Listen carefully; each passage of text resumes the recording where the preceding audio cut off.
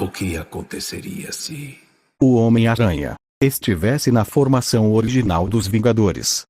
Alguns meses se passaram desde os eventos de Homem de Ferro 2. Tony Stark percebe que já está na hora de ele ter um aprendiz. Por causa disso, o Tony vai até uma escola do Queens. Tony prepara um teste especial para todos os alunos para ver quem é digno de ser seu aprendiz. O único que consegue ir longe é um aluno conhecido como Peter Parker. Tony decide que Peter será seu aprendiz.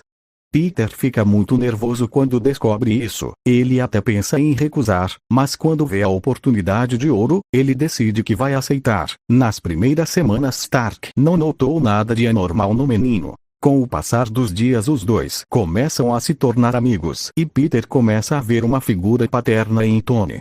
Até que um dia Tony dá uma olhada nas invenções fracassadas de Peter e percebe que a maioria delas tem teias de aranha.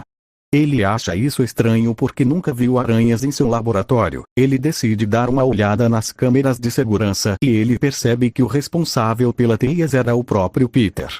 Tony pergunta ao Peter sobre aquilo, mas ele não assume a verdade. Mas Stark fala que ele viu nas câmeras de segurança ele soltando as teias. Peter percebe que não tem saída e decide revelar a verdade. Então ele revela que é gay.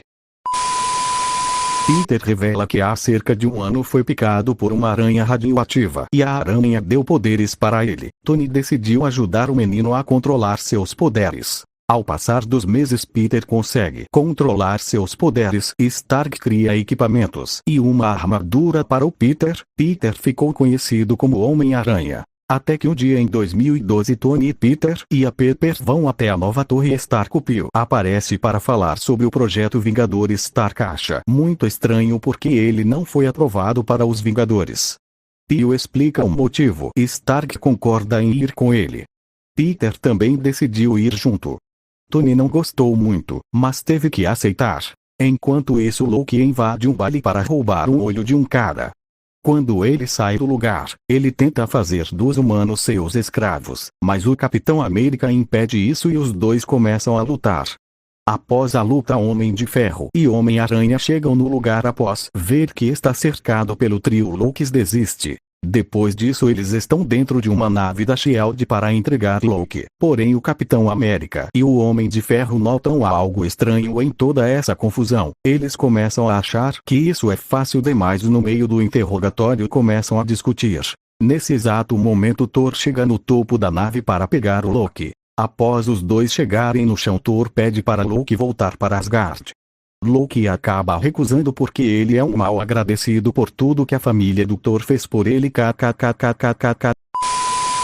O Homem de Ferro pega o Thor e os dois começam a lutar. O Capitão América chega na confusão. Os três percebem que estão no mesmo lado. Depois disso, Loki foi preso pela SHIELD. Só que o Bruce já sente que tem algo errado.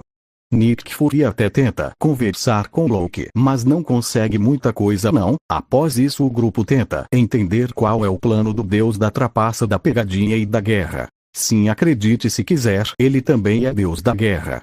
Após isso, Tony, Peter e o Bruce tentam pesquisar sobre o cajado do Loki. Só que o Homem de Ferro tá achando que tem algo errado envolvendo a SHIELD. Steve descobre qual é o plano da SHIELD de fabricar armas com Tesseract. O Bruce pega o cajado e quase fica puto e quase o Verdugo aparece. No entanto, nesse exato momento, Me Esqueceram de Mim atira uma flecha com uma bomba.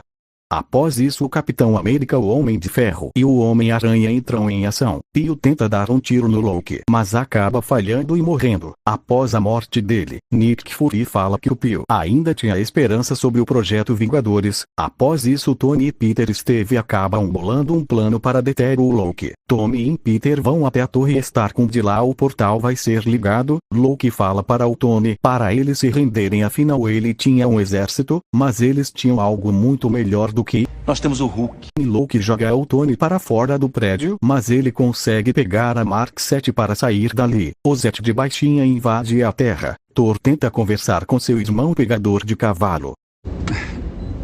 Eu entendi a referência.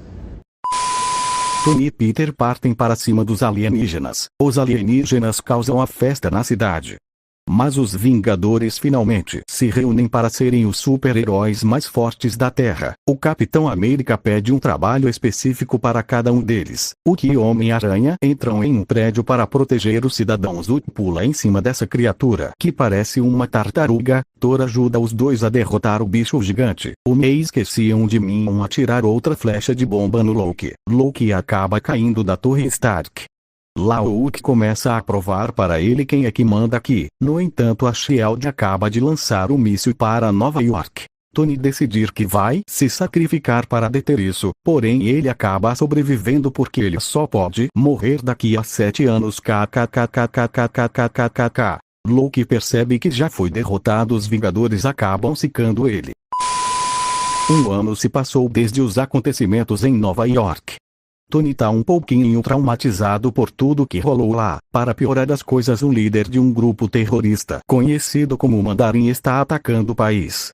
Todo mundo quer saber o que o Homem de Ferro e o Homem-Aranha vão fazer.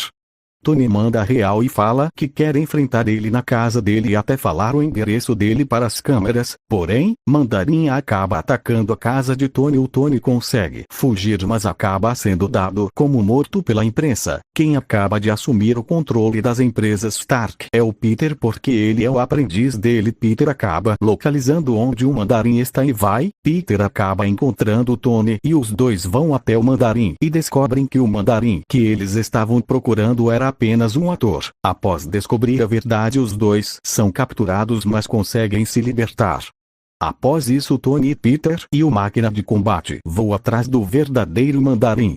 Tony pede para os dois salvarem o presidente. Enquanto ele pegava o Mandarim, Tony acaba colocando uma de suas armaduras dentro dele e pede para a armadura se autodestruir, só que ele acaba sobrevivendo. A Pepper acaba derrotando o Mandarim. É assim que termina, entre aspas, a jornada de Tony Stark.